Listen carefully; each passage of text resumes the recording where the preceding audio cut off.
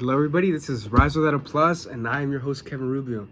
If you are a young man who's been on self-improvement for a while, you've seen strategies, philosophies, and mindsets to grow, to be a better person, to get out of this lie that society tells you, right? That it's okay to be weak, it's okay to be all these things, and you see these lies that society tells you.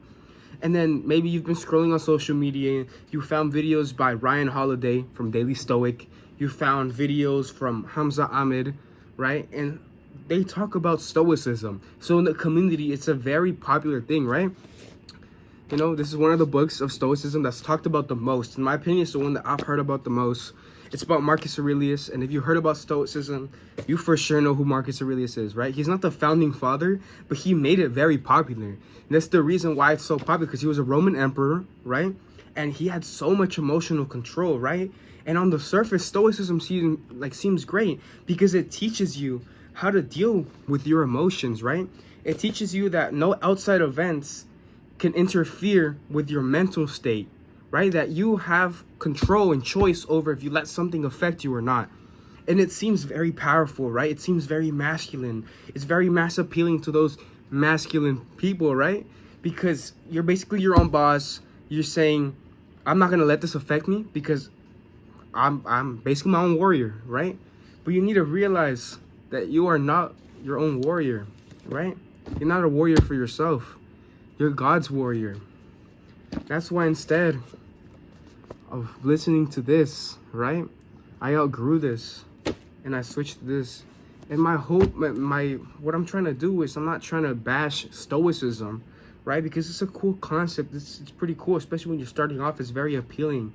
But you need to realize that this is more of a temporary fix, right? It's more of a temporary fix than 100% fixing something and healing as a person.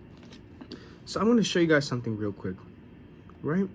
So what Stoicism offers is that it's teaching you how to control your emotions, right?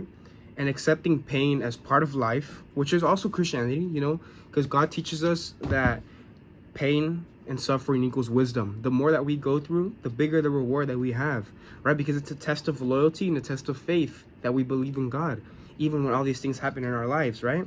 But Stoicism also teaches us to not get attached and that everything is temporary.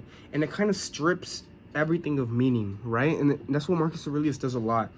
Instead of seeing a person as a soul, as an individual, as a person, you see them as flesh and matter and bone.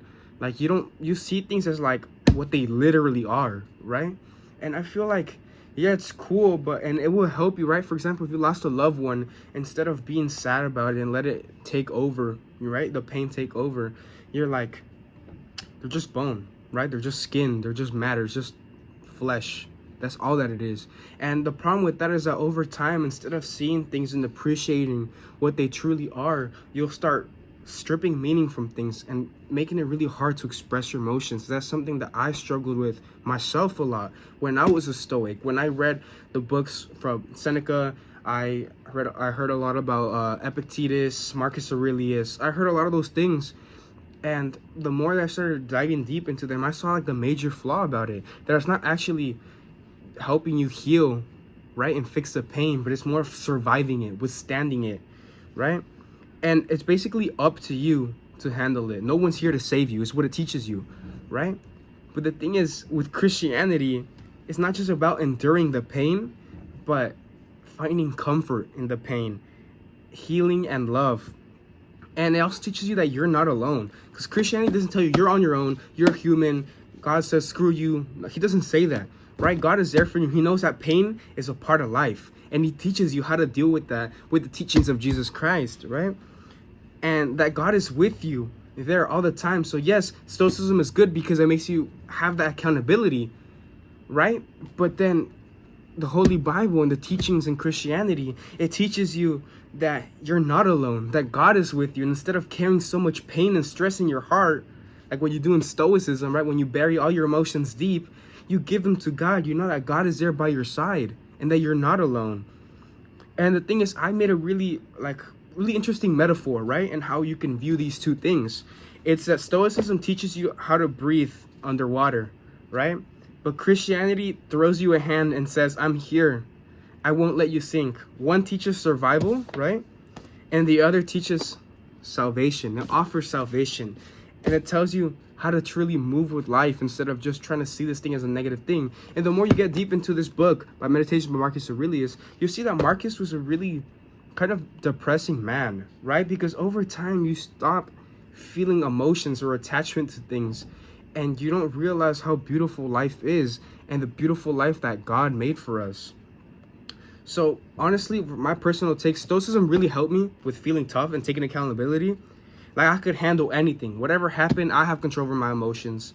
Nothing else has control over how I feel, right? But over time, I got tired of being like my own lifeline. I got tired of like me being the one to save myself. And I got exhausted. You get burnt out. You feel tired. You can't do it for life. You know, this is why this is outdated. It's old, right? But Christianity didn't just tell me to endure. It didn't just tell me, just keep doing it. It's all right. Just keep going. You're on your own, right? But it reminded me that I was never meant to carry all that pain. And I wasn't meant to carry it alone. That God was there for me.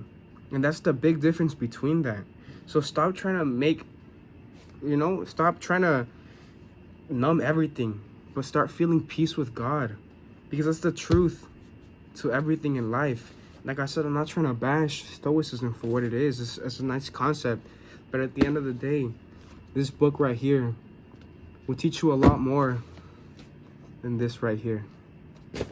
So I hope you guys took away something very important. I can maybe do a follow-up video or more in-depth and maybe compare, what's in here and what's in here. We can compare verses and lines after line and really dissect the book. But this is kind of an overview about it. But I hope you guys enjoyed today's video. I know something a little different. It's not really about, I normally don't talk about other things. I normally don't talk about like other books or other ideologies or philosophies and stuff. But I wanted to do something new because I know if there's someone out there that's dealing with the same thing, or they've been doing really good in self-improvement and they fell down, it's probably because you need to turn to God. And that's the only way to be saved and to be fully healed. So thank you for watching the video. Stay blessed.